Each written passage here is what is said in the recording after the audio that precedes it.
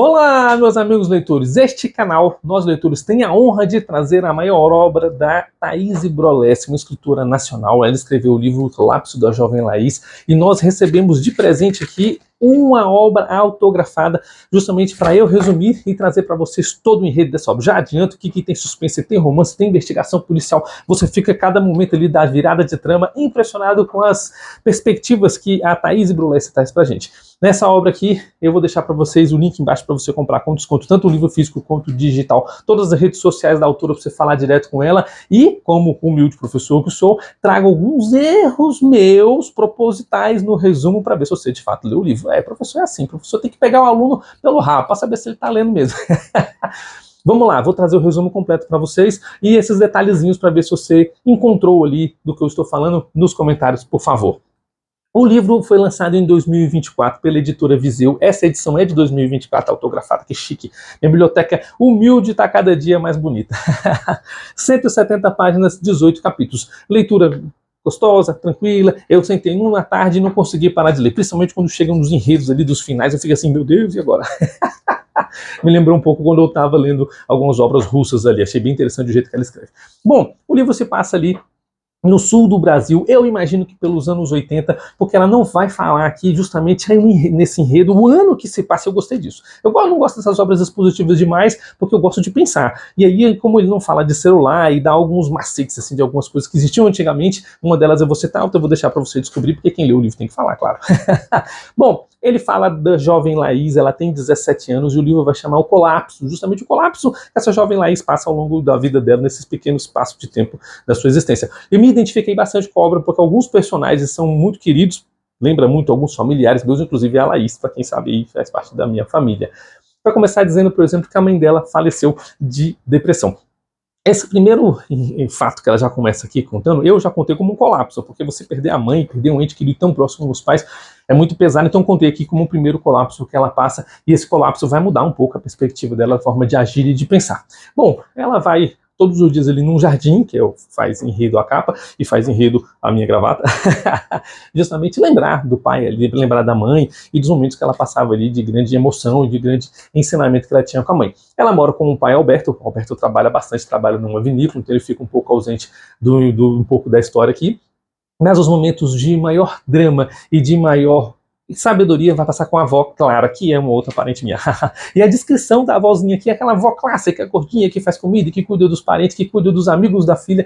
É muito, muito legal, muito gostoso essa parte aqui, como o carinho que ela tem com a neta é a mesma que ela tinha com a filha dela, é muito gostoso essa parte. E a avó, a irmã Amora. Bom, a Laís, ela tem alguns amigos, o João, o Manuel e a Larissa. Ela vai ter o seu enredo maior aqui junto da Larissa ao longo desse livro. No comecinho ali, chega um novo aluno da escola, um aluno taciturno, triste, meio soturno, quer ficar sozinho, quer ficar isolado, e Laís já não gosta disso. Ela já vai se metendo logo. O amigo bom é esse, ele chega se metendo. Aquele que te deixa fazer as merdas isoladas não é amigo. Amigo é aquele que vai junto.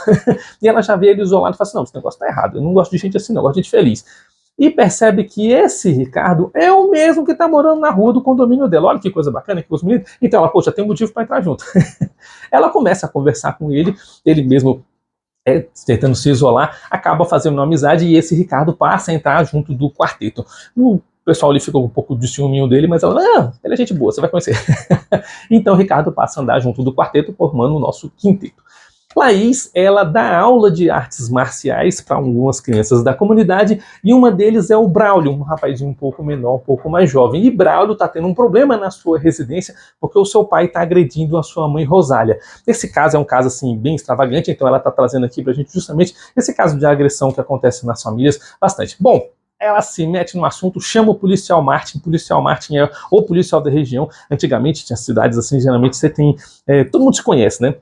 Esse é o policial de referência, como se fosse o delegado da região ali. E ele vai fazer parte de toda a trama aqui. E esse policial Martin vai lá evitar que o pai do Braulio faça mais maldades ali com a sua família. Acho interessante porque ela vai deixar uma reflexão aqui justamente sobre esse momento. Porque a Larissa, ela pega essa realidade que está acontecendo ali com a mãe e com o Braulio e reflete, poxa, poderia ser o fim daquela família. E se fosse comigo, poderia ser o fim da minha vida. E Larissa tem um sonho de ser líder da torcida de futebol da escola. E essa reflexão lembra muito o livro do C.S. Lewis, né? A Última Noite do Mundo.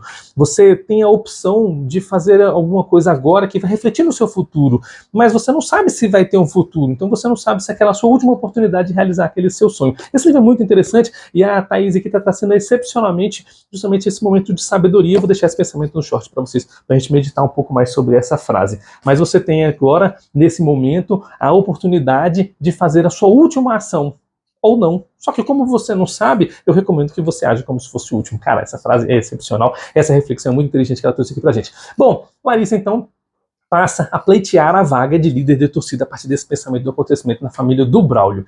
A Laís, então, num momento ali de família, de comunhão ali com o seu lar, o Ricardo e os seus amigos estão lá, a Thaís tem muito esse momento de festança com os amigos, levar o pessoal em casa, vamos almoçar, vamos lanchar, e a avó dela participa de tudo, acho muito legal, a família bem entrosada. Ela leva Ricardo para o jardim, para conhecer ali o jardim que a mãe dela ia, o jardim que ela vai para refletir, o jardim que ela vai pensar. E ela chega à conclusão de que Ricardo é um bom ouvinte, e por ouvir a necessidade dela, por se sentir ouvida, amada, ela se sente apaixonada, e ela descobre que acaba apaixonada por ele. É interessante essa reflexão de você se sentir amado, porque o Augusto Cury vai dizer que nós queremos e nós desejamos ser amados, ouvidos e compreendidos. E ao se sentir dessa forma, a Thaís entende que está apaixonada por ele. E essa técnica, o Dale Carnegie falou bastante aqui. Nós queremos, partindo desse pressuposto, oferecer isso para as outras pessoas. Então, quando você quer fazer um amigo, quando você quer ter um relacionamento, você tem que dar atenção para a pessoa. Deixa ela falar sobre ela, deixa ela mostrar quem ela é, deixa ela instigar a si mesmo. E você pode simplesmente fazer perguntas, e como é que você se sente, como é que foi naquele momento. Eu vou trazer esse livro, eu estou devendo para vocês já tem um tempo, vou trazer para vocês, porque ele dá grandes dicas sobre isso. E aqui Ricardo foi gênio. Ricardo foi sensacional, conquistou o coraçãozinho da Laís apenas ouvindo o que ela tinha para falar, num momento e num local que ela estava bastante emotiva. Fiquei muito feliz com isso e achei muito interessante como a autora colocou esses preceitos psicológicos dentro da sua obra. Bom, ela volta para casa ali e a avó está vendo um noticiário sobre o envolvimento da polícia e da política em um roubo de joias. A Laís aqui, ela fica olhando essas coisas, ela fica vendo a avó ali meio com umas coisas meio discretas, mas a avó nunca descreve o que de fato está fazendo sobre esse tipo de assunto. Ela não quer envolver a jovem Laís sobre isso, mas ela percebe que alguma coisa está acontecendo. Bom, uma comemoração ali, comemoração assim, né? Num momento de fragilidade, num outro momento, depois desse almoço da avó, a Laís, ela tá lembrando dos 10 anos de falecimento da mãe e ela tá com o Ricardo. O Ricardo sempre presente, ele se tornou um amigo muito próximo, ela já tinha descoberto que estava apaixonado com ele, inclusive ela já abriu o coração pra vovó, tô gostando do rapaz. Ele aproveita e dá um beijão nela. É legal essa parte de romance aqui da obra, justamente porque começa lá em cima, todo mundo apaixonado, todo mundo feliz, e me lembrou muito a obra da Isabela Freitas, que mostra aqui como era esse momento de namoro jovem, esse namoro adolescente, esse namoro gostoso, essa parte que te envolve, e aqui ela fez exatamente isso, a gente se sente lá dentro do livro, apaixonado junto da Laís e do Ricardo. Bom, ela, depois desse momento apaixonante com o Ricardo, ela vai caminhando pela rua, passa na frente da casa do Martin, do policial, e ela encontra a avó dela em lágrimas, e ela fica, vó, o que está acontecendo? Me conta tudo. Porque ela conta tudo para a avó, e ela espera essa reciprocidade. Só que a avó, por cuidado da netinha, não, tá tudo bem. Não aconteceu nada. Bom, enfim, ela volta para casa e descobre que o Braulio e a Rosália vão hospedar-se na casa dela. Ela fica muito feliz porque ela gosta de dar essas aulas pro Braulio e ela vai comemorar com os amigos. Ela sai constantemente com os amigos pro karaokê da cidade, que ela sempre ama ficar cantando. Quem é dessa época aí, ó, mais um motivo para entregar que antigamente as pessoas iam pro karaokê. Para você que é muito jovem, era um local que você ia com a televisão para você cantar as músicas, passava as letras e dava nota para ver se você cantou no tempo da música. Hoje não tem mais isso, mas era muito divertido, eu fiz muito isso. Inclusive, você que fala de inflação, e custava 10 centavos o karaokê. Bom, ela leva o Braulio com ela e os amigos, e no momento de descontração, Braulio desaparece. Ela se sente extremamente culpada com isso, leva essa culpa por muito tempo, e a mãe, Rosália, a mãe do Braulio, mostra para ela que ela não teve culpa, que felizmente aconteceu alguma coisa, mas ela ainda se sente culpada. Ela faz de tudo para investigar, que começa um pouco a parte da investigação, tanto da avó ali, quanto essa parte dela. Num determinado momento, ela escuta a Rosália em berros no telefone, já que a Rosália estava morando com ela, ela é meio escondida, e a Rosália pega suas coisas e sai correndo. Ela segue a Rosália, e quando ela chega lá, ela vê o policial Martin no chão, a Rosália aos berros com o pai do Braulio, e ela, sem pensar duas vezes, mestre dos Kindolele da arte marcial, desce uma paulada na cabeça do... Achei muito legal porque ela, jovem, é destemida, ela simplesmente vai com tudo que tem, desacorda o pai do Braulio e salva o menino, o policial, a mãe da Rosália, fica como a heroína do livro, pra você ver, né? Um livro tão poucas páginas, já tem tanta informação e tanta parte emocionante no vídeo. Bom, o seu time de futebol da escola vai participar de uma viagem para um jogo que é interescolar, fora da cidade, também interestadual. Então ela vai com ele para torcer, inclusive o tempo passou e Braulio está morando nessa outra cidade, ela acaba fazendo uma visitinha lá com ele. Ela se sente aflita, angustiada por ter que fazer essa viagem, e a avó aconselha aí, porque afinal a vida dela tem que ser feliz, ela tem que curtir. Mas ela tem um sexto sentido dessas coisas vão acontecer, e o livro deixa bem claro esses momentos que ela sente que alguma coisa ruim vai acontecer, e a gente que tá lendo fica assim, o que vai acontecer? Eu já quero saber o que vai acontecer, a ansiedade vai batendo a mil. E ela vai, simplesmente... O Ricardo perde ela em namoro, ela fica toda feliz, né? Afinal de contas, a vida dela está evoluindo. O time de futebol vence o campeonato, mostra aqui como é que é o jogo, como é que é o enredo, como é que eles ganham, bem emocionante a partida. E ao regressar, ela recebe a triste notícia que a avó Clara foi atropelada. Nossa, isso daí foi um baque na vida dela. Ela fica assim, sem saber o que fazer, sem chão, corre para o hospital. O pai da Larissa é médico no hospital, então ela vai doida lá querer descobrir o que está acontecendo, como é que foi esse tipo de coisa. A avó, no momento último de vida, faz a sua despedida, pedindo para que a netinha prometa que será feliz mesmo sem a ausência da avó, porque a avó era amiga, era confidente, era mãe, era pai, era tudo para ela, e ela acontece o segundo colapso na vida da Laís, ela perde a sua avó.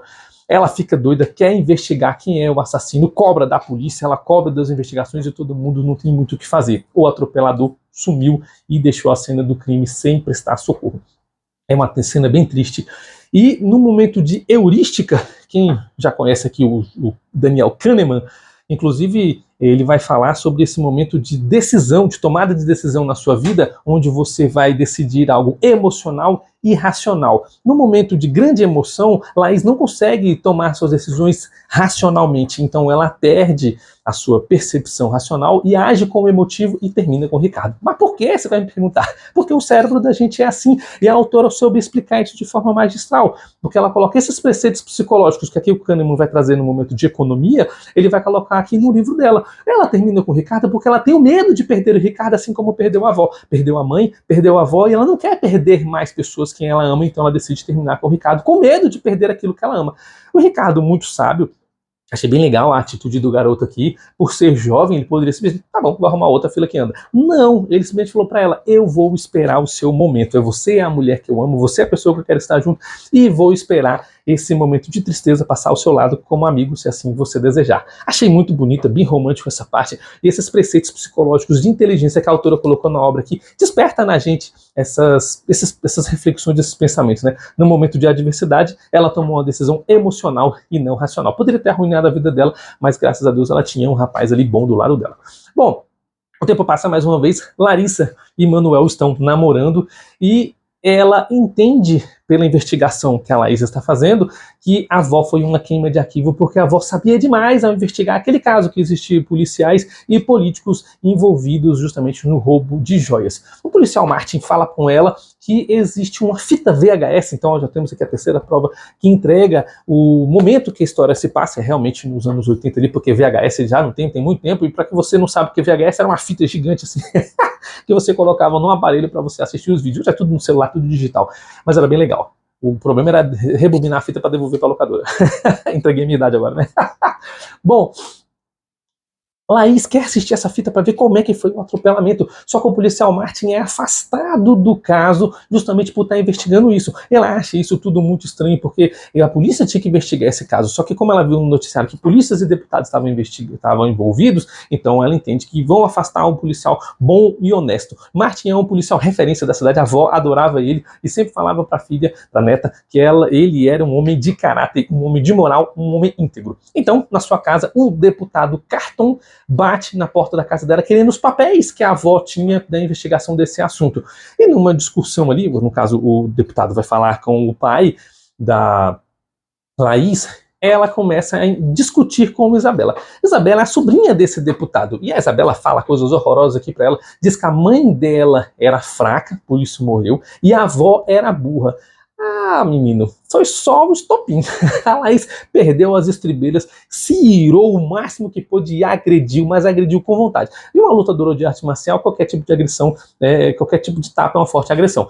No livro do Sêneca eu mostro para vocês como que você pode usar essa força, essa ira, e como não se deve usar, porque na verdade ele vai explicar aqui exatamente como você vai ter esse controle nesse momento de adversidade emocional. Um livro muito bom. Os livros que eu estou citando para vocês aqui, todos estão no card, e se você não encontrar no card, tem aqui no nosso canal. Mas porém, contudo, todavia, muito embora, não obstante, Isabela, ferida no hospital, você vê que o negócio foi sério, faz a proposta para Laís que se ela for para um centro de tratamento da raiva, ela não vai prestar queixa. Menino, mas nesse momento do livro aqui, o meu coração foi para lá em cima. Porque esse negócio de centro de tratamento da raiva me lembrou do Verônica, do Paulo Coelho. Aqui no manicômio, ela passa cada situação ímpar, e aí o meu intelecto aqui de colapso já foi a 2000.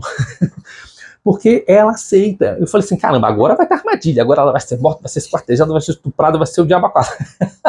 Eu não consegui parar de ler nesse momento do livro, porque eu achei emocionante. A autora consegue, em poucas palavras, deixar o nosso emocional à flor da pele, envolvido com a história e acreditando que vão acontecer tragédias, assim como aconteceu alguns colapsos na vida da Laís. E a autora consegue simplesmente subjugar isso. Você acha que vai acontecer uma coisa e acontece outra. Eu gosto justamente dessa quebra de expectativa. Isso deixa a gente impressionado. Se você lê o livro sem nenhuma referência, não sei se você vai ter essa quebra de expectativa. Mas o C.S. Lewis vai falar no livro dele justamente de avaliação de livros, um livro que ele tem especificamente para avaliar sobre isso. Eu estou falando agora, mas eu tenho um livro aqui e já tem vídeo no canal sobre ele, que é Crítica Literária. Ele vai falar exatamente isso, que a crítica literária ela é feita de acordo com a experiência que você já tem. Assim como os livros que eu citei aqui fazem parte da crítica desse livro, porque ao lê-los e ler esse posteriori, eu consigo ter toda uma perspectiva de um enredo de outras obras baseado nele, pelo que eu entendo. Então, na minha cabeça, ativou o alerta. Ela vai para um centro de tratamento de raiva. Alguma coisa ruim vai acontecer, eu já fiquei doido. Enfim, chegando lá, ela conhece Martinha, faz alguns amigos lá. Martinha foi uma aluna que agrediu a professora e ela tá lá para tratar sua raiva. Não pode agredir o professor, meu Deus, misericórdia. De noite, ela senta no computador e por um aplicativo ali de web, ela fala com chamada de vídeo com os seus amigos e familiares. E eu vou deixar essa pergunta para você. Qual era o aplicativo utilizado nessa época? Não tem como você negar. Só tinha esse, todo mundo usava esse. Fiz grandes transações comerciais por esse aplicativo. Muito divertido, muito gostoso lembrar dele. E esse livro que trouxe essa nostalgia para mim. Mas você vai ter que responder nos comentários qual era esse aplicativo que a Laís usou para conversar com seus familiares. Bom, depois dessa conversa ali da videoconferência, ela olhando pela janela vê que lá no final do mato tem uma cachoeira. E nessa cachoeira uma luz acesa. Ela, uai, Martinha, a amiga dela, né? Que luz é aquela? Que luz tá vendo ali? Não, aquela luz é misteriosa, dos espíritos que morreram, dos fantasmas. Eu falei, pronto, aqui vai estar demônio. A minha cabeça é muito engraçada. E ela quer investigar. Se o espírito de Sherlock Holmes ativou aqui, ela começa a investigar. Num determinado momento da obra, ela decide ir lá com os dois amigos e Martinha. E eu falei assim, aqui que vai dar ruim, porque ela se perde, tá sozinha, escorrega e bate a cabeça. Eu falei, pronto, agora os alienígenas vão abduzir, os demônios vão arrancar as pernas, o cara vai estuprar ela e pronto. Nossa, eu tenho a cabeça mal, né? Mas é porque a gente vai lendo esse de livros, desses enredos, a gente espera que vão acontecer o pior. Mas olha só que engraçado a subversão de valores aqui. Ela mostra que não tinha nada demais. Um homem barbudo e cabeludo, ou seja, abandonado da sociedade, ele tá lá naquela cabana e ajuda ela a se recompor dessa queda que ela teve. Os amigos encontram com Laís e ela simplesmente entende que aquele senhor, ele não tinha um senso de pertencimento para estar junto da sociedade. E isso é tão importante que a Brené Brown, essa doutora, vai trazer vários livros e vários artigos sobre esse tipo de assunto. Eu já tenho alguns livros dela aqui, e justamente para você entender que esse senso de pertencimento é algo importante na sociedade. O jovem, e aqui no caso acontece com o adulto, quando ele não se sente à vontade no ambiente que ele está, quando ele não se sente pertencente àquele ambiente, ele se isola. E aqui esse personagem do livro está isolado justamente porque algo aconteceu na vida dele. E Laís passa a ser amigo dele, Laís conversa com ele, Laís se torna uma pessoa muito querida para ele. Então ela passa a ter esse relacionamento nessa cabana junto com seus amigos. Vai passando o tempo, os amigos acabam deixando esse centro de reabilitação e ela vai fazendo despedida para cada um deles. Como ela foi a última a chegar, ela a última a sair, modelo Pepsi da administração. Eu e referências financeiras. Bom, No dia da despedida dela, não tem os amigos para se despedir, porque ela está sozinha, o pai vai buscá-lo, mas o homem da cachoeira vem correndo e deixa para ela uma pulseira florida que lembra a sua mãe e a sua avó. As flores sempre sendo referência emocional para ela. Ela fica muito feliz com essa despedida. Quando Laís volta para a sociedade, ela volta mais instigada ainda a investigar o caso do atropelamento da sua avó. E então ela pergunta para o pai ali, cadê os papéis? Quem que foi que deu aqueles papéis que o deputado foi buscar? O deputado Castro. E aí o pai dela fala que o cara que deixou os papéis suicidou-se na penitenciária. Cara, ela fica assim, e isso tem caroço no angu aí. Alguma treta está acontecendo aqui. E ela quer investigar ainda mais. Naquela mesma noite que ela regressou do centro, o Ricardo, pela janelinha ali, joga umas pedrinhas e fala, e aí, amor, vim te visitar. Menina, essa visita rendeu frutos. Ele acaba dormindo com ela, tem sua primeira noite de amor, ele deixa de ser mocinha, e o Ricardo, no dia seguinte, sai cedo pro pai não souber. Ô, parceiro, se o pai souber, tiro de sal e bala não. Se for na minha filha, então, por isso tem grade aqui em tudo.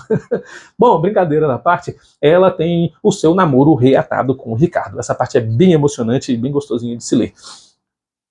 Bom, a Laís, ela então acaba continuando a investigação ali sobre esse tipo de caso da sua avó. Até que em um determinado momento ela recebe uma correspondência anônima contando para ela ali alguns papéis qual é o carro que atropelou a avó dela que estava no conserto, ou seja, provavelmente a cara que consertou que dedurou, mas não fala aqui quem era. E aí ela tem o terceiro e grande colapso do livro. Ela descobre que o carro pertencia ao policial Martim. Ela fica sem chão, porque era o policial que a avó mais se apoiava e mais gostava. Então o livro deixa claro que simplesmente a avó estava investigando o caso e o Martim estava tentando evitar o caso, e ela vai lá na casa do Martim. Lembra que no noticiário falou que tinha envolvido de deputados e policiais, e o Martim era envolvido nesse tipo de caso. Quando ela vai lá, o Martinho já estava sem chão, ele já estava todo perturbado e tá com o revólver apontado para si. Ela não tá nem aí, chega a dar um safanão nele, toma a arma dele, aponta para ela e começa a pagar um sapo para ele. É legal essa cena desse diálogo, porque ela vai falar sobre confiança e sobre essa quebra de confiança que o Martinho fez por conta dela. Então ela simplesmente, o Martinho vai se justificar dizendo que foi sem querer, que estava no carro com um irmão chamado Raul, e esse irmão perturbou, e que simplesmente não foi porque ele quis, mas ela não acredita nesse tipo de conto, porque ela sabe que existiu algum problema ali no envolvimento com as joias, que provavelmente Martinho também estava envolvido com isso. Chama um outro policial, porque Martinho estava afastado, para poder prendê-lo, e ele vai preso. No último capítulo do livro, eles estão almoçando na casa do Ricardo. Ricardo, ela acaba conhecendo a família de Ricardo, reatando definitivamente um namoro. Um homem bate à porta.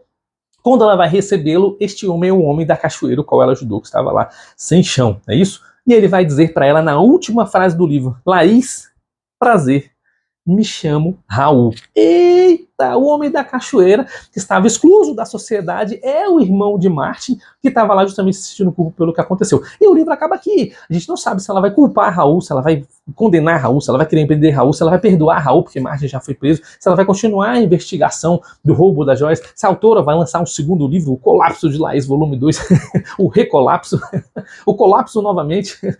O livro é interessante. Eu deixei aqui para vocês um breve resumo, para que você possa ver que os autores nacionais têm grandes obras.